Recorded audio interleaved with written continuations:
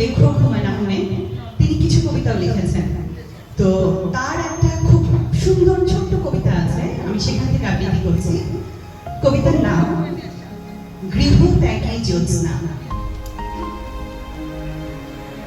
প্রতি পূর্ণিমার মধ্যরাতে একবার আকাশের দিকে তাকাই, গৃহত্যাগী হবার মতো জ্যোৎস্না কি উঠেছে।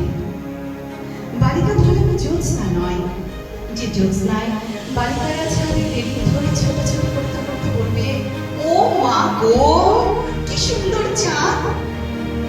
নবদম্পতির জ্যোৎস্না নয়, যে জ্যোৎস্না দেখে স্বামী গাঢ় ঘোষার স্ত্রীকে বলবে, দেখো দেখো নিতু, চাঁদটা তোমার মুখের মতন সুন্দর। কাজেরা দেখে স্যাঁতস্যাঁতে জ্যোৎস্না নয়, যে জ্যোৎস্না রাশি স্মৃতিপূর্ণ ডাস্টবিন উল্টে দেয় আকাশে।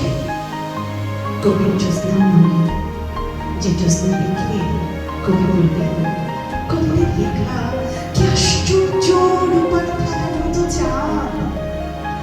আমি সিদ্ধার্থের মতো গৃহত্যাগী জ্যোৎস্নার জন্য বসে আছি, যে জ্যোৎস্না দেখা মাত্র গৃহের সমস্ত দরজা খুলে যাবে, ঘরের ভেতরে ঢুকে পড়বে বিস্তৃত প্রান্তর।